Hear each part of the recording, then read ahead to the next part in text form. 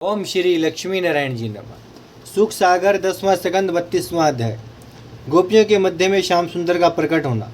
शुकदेव जी बोले, परीक्षित, जब इसी तरह सब ब्रजबाला विलाप करते करते मरण तुल्य हो गई, तब उनकी सच्ची प्रीति ने श्याम सुंदर के अंतकरण में प्रवेश किया।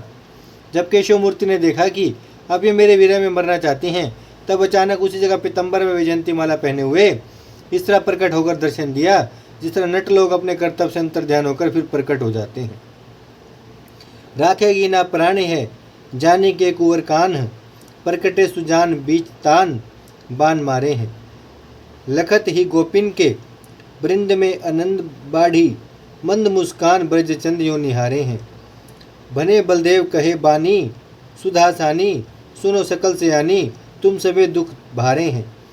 गले माल डारे मुख पीत पटवारे पी, कहत पुकारे हम रणिया तुम्हारे हैं। हे राजन, अपने चित चोर को देखते ही सब ब्रजबाला सचेत होकर इस तरह उठ खड़ी हुई जिस तरह मुर्दे के तन में प्राण आ जावे। उस समय जैसी प्रसन्नता ब्रजबालाओं को मोहन प्यारे का दर्शन पाने से हुई, उसका हाल वर्णन नहीं हो सकता। उस आनंद का सुख वही मनुष्य कुछ जानता है जिसका बिछड़ा हुआ मित्र बहुत दिनों पर आ मिले। गोपियां काम रूपी सांप के डसने से कुमला गई थी। जिस तरह अमृत पड़ने से सूखे वृक्ष हरे हो जाते हैं, उसी तरह मोहनी मूर्ति की अमृत रूपी दृष्टि पड़ने से उनके तनु में प्राण आ गए। जैसे रात को कमल का फूल मलिन रहता और प्रात समय सूर्य के प्रकाश से फूल उठता है, वैसे ही गोपिया वृंदावन विहारी का सूर्य रूपी कुंडल देखते खुशी से फूल उठी। जिस तरह डूबा हुआ मनुष्य था पाकर खुशी होता है, उसी तरह ब्रजबालाएं जो केशव मूर्ति के वीर सागर में गोता खा रही थी, उनको देखते किनारे लग गई और मोहनी मूर्ति को चारों ओर से घेर लिया। दो काम तापते वाक यक लगी शाम मुरझाए, जो चंदन के वृक्ष में रहत सर्प लपटाए। हे राजन, इसी तरह किसी ब्रजबाला ने केशव मूर्ति के अंग से लपट कर अपनी छाती ठंडी किया, तो किसी ने उनका मुख चूमकर अपने मनोरथ के फलों से झाल भर लिया। उस समय श्यामा बोली, हे प्राणनाथ, हम लोग तुम्हारे प्रेम में लोकलाज तज कर यहाँ आई, सो तुम हमें अकेले छोड़कर अंतर ध्यान हो गए। यह कौन न्याय की बात है। वृंदावन विहारी ने कहा कि तुम्हें रात को अपने घर से वन में चले आना उचित नहीं था। तुम लोग वहाँ बैठकर मेरा ध्यान में स्मरण करती तो मैं बहुत प्रसन्न होता। ऐसा कहकर मुरली मनोहर ने राधा प्यारी को गले से लगा लिया और मीठी मीठी बातें सुनाकर सब ब्रजबालाओं को प्रसन्न किया। एक गोपी ने कमल का फूल मोहन प्यारे के हाथ से छीन लिया। दूसरी ब्रजबाला उनका हाथ पकड़कर बड़े प्रेम से बोली, हे चिच्चोर, इतनी देर तक तुम कहाँ रहे। किसी गोपी ने अपना मुख चंद्रमुख से मिलाकर उनका जूठा पान प्रेम से खा लिया। कोई ब्रजबाला चित्रकारी के समान खड़ी होकर उनका रूप रस आंखों की राह पीने लगी। किसी गोपी ने श्याम सुंदर के मुख का चुंबन लेते समय उनका होठ अपने होठ से दबा लिया। एक सखी बोली कि तुम बहुत भाग कर चले जाते थे, अब मेरे हृदय से बाहर जाओगे तो मैं जानूंगी कि बड़े बलवान हो। दूसरी ब्रजबाला अपना हाथ मोहन प्यारे के कंधे पर रखकर उनकी छवि देखने लगी। जब यह दशा ब्रजबालाओं की देखकर श्याम सुंदर उन्हें यमुना के किनारे ले गए, तब एक गोपी ने अपनी ओढ़नी बिछाकर बड़े प्रेम से केशव मूर्ति को उस पर बिठाया और सब ब्रजबालाओं ने उनको इस तरह चारों ओर से घेर लिया जिस तरह चंद्रमा के आसपास तारे रहते हैं। कोई गोपी क्रोध से बोली कि तुम कपट से प्राय तन व मन हर लेते हो, किसी का गुण नहीं मानते। आज हमारी इच्छा पूर्ण करो, नहीं तो अपने प्राण तुम पर दे दूंगी। जब ऐसा कहकर सब ब्रजबालाओं ने उस चांदनी की शोभा देखने और शीतल मन सुगंध हवा बहने से कामातुर श्याम सुंदर से भोग की इच्छा किया, तब बैकुंठनाथ अंतर्यामी भक्त हितकारी उनका मनोरथ सिद्ध करने के लिए जितनी गोपियाँ थी उतने रूप हो गए। ब्रजबालाओं ने अपनी अपनी ओढ़नी उतारकर बालू पर बिछा दिया और उस कोमल बिछोने पर मोहन प्यारे को बिठाकर काम रूपी बातें करने लगी।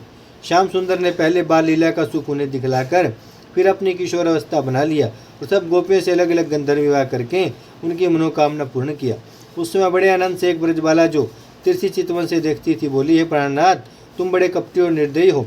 सीधी और भोली ब्रजबाला तुम्हारे छल में आकर धोखा खाती हैं। मेरा मन तुमसे बोलने को नहीं चाहता, पर क्या करूं, तुम्हारी मोहनी मूर्ति देखकर बिना बोले रहा नहीं जाता। देखो, जब तुम अंतर्ध्यान हो गए थे तब हम लोगों ने तुम्हारे विनय में कितना दुख उठाया, फिर इस तरह प्रकट हुए मानो कहीं गए ही नहीं थे। सो तुम्हें मन में कपट रखना और गुण को छोड़कर अवगुण की ओर देखना उचित नहीं है।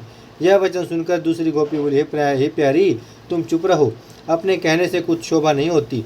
देखो, मैं श्री कृष्ण के मुख से उनकी कठोरता का हाल कहलाई देती हूँ। ऐसा कहकर उस महाचंचल गोपी ने मुस्कुराकर पूछा, हे मोहन प्यारे, संसार में 4 तरह के मनुष्य होते हैं। एक वह जो आपस में प्रीति रखकर एक दूसरे के साथ नेकी के बदले भलाई करें।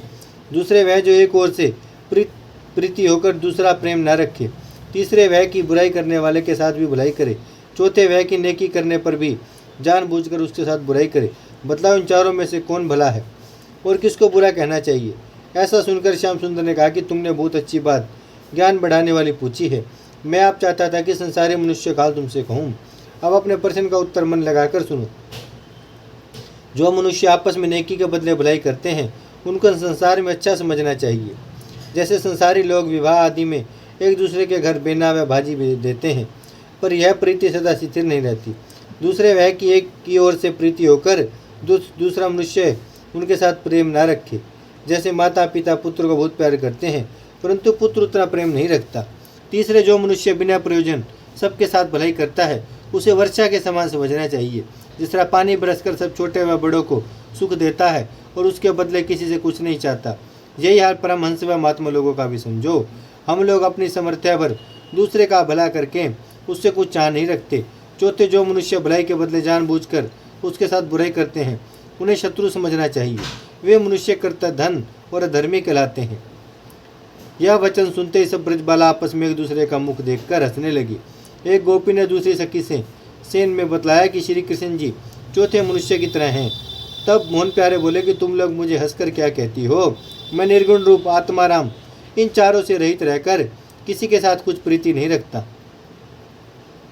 मुझसे जो कोई जिस बात की चाह करता है उसकी इच्छा पूर्ण कर देता हूँ। विशंबर नाम से सब जीवों का पालन करता हूँ। एक क्षण किसी जीव को नहीं बोलता। किसी से कुछ इच्छा न रखकर केवल सच्चा प्रेम उनका चाहता हूँ। हे गोपियों, तुम लोग मुझसे प्रीति रखती हो इसलिए यह बात कहता हूँ। जिस तरह संसारी मनुष्य गाड़े हुए धन को आठों पैर याद रखकर उसका हाल किसी से नहीं कहता, इसी तरह जो मनुष्य मुझसे गुप्त प्रीति रखकर मेरे चरणों में अपना मन लगाए रहता है उसे मैं बहुत प्यार करता हूँ। दोहा माखन प्रभु गोपाल सो यही विधि राखो हेत, जो निर्धन धन पाए के भेद न काहू देत। कदाचित तुम ऐसा कहोगे मनसा वाचा कर्मणा हम लोग तुम्हारे चरणों में ध्यान लगाए रहती हैं, फिर तुम क्यों हमें छोड़कर अंतर ध्यान हो गए थे। तो इसका यह कारण है कि हमने तुम्हारी प्रीति की परीक्षा लिया था। तुम लोग इस बात को बुरा न मानकर मेरा कहना सच मानो। मैं प्रेम बढ़ाने के वास्ते तुम लोगों में से अंतर ध्यान हो गया था। जिस तरह जाड़े में धूप अच्छी मालूम होती है उसी तरह अपने मित्र से अलग रहने से प्रेम अधिक होता है। हे गोपियों, तुम्हारे प्रेम में ध्यान करने से मैं बहुत प्रसन्न रहता हूँ, पर तुम लोग अपने कुल व परिवार की लज्जा छोड़कर रात को जो यहाँ चली आई यह अच्छी बात नहीं किया। ऐसा करने से ना हम प्रसन्न हुए और ना दूसरे को यह बात अच्छी मालूम होगी। जब तक मनुष्य जीता रहे तब तक कोई खोटा काम उपहास का ना करे। कदाचित उसका मन शुभ कर्म करने के वास्ते चाहे तो भी ज्ञान की राह अपने मन को रोके जिसमें कोई उसे बुरा ना कहे। यह भी मैं जानता और समझता हूँ कि काम रूपी प्रेम बढ़ने से लज्जा की बेड़ी टूट जाती है और उसको किसी का समझाना कुछ गुण नहीं करता। तुम लोगों की प्रीति व विलाप करने का हाल मैं आंखों से खड़ा हुआ देखता था। तुम लोगों ने माया रूपी संसार की बेड़ी जो कभी पुरानी नहीं होती तोड़कर मेरे साथ ऐसी सच्ची प्रीति किया है जैसे परम दरिद्री बड़ा धन पावे, इसलिए मैं तुमसे पूर्ण नहीं हो सकता। जैसे आई मेरे काज छाड़ी लोक वेद की लाज, जो बेरागी छाड़े गहे मंदे हरि सो करे स्नेह। मैं क्या तुम्हारी करो बढ़ाई हमसे पलटो दियो न जाई। हे प्राण प्यारी, ब्रह्मा के आयु प्रमाण जी कर एक एक गोपी की सेवा जन्म भर करूं तो भी तुमसे उद्धार नहीं हो सकता। इस वास्ते तुम्हारा रणिया हूँ। दोहा अब तुम रहो उदास मत मन में करो हुलास। अब तुम रहो उदास मत मन में करो हुलास। मारस अब साजी के पूर्ण करियो आस। ओम श्री लक्ष्मी नारायण जी नमः। भजमन नारायण नारायण नारायण श्रीमन नारायण नारायण नारायण लक्ष्मी नारायण नारायण नारायण सत्यनारायण नारायण नारायण भजमन नारायण श्रीमन नारायण लक्ष्मी नारायण सत्यनारायण भजमन नारायण नारायण नारायण भागवत महापुराण की जय, लक्ष्मी नारायण भगवान की जय, गौ माता की जय, गंगा मैया की जय, धरती माता की जय, शिव परिवार की जय। हर हर महादेव, हर हर महादेव।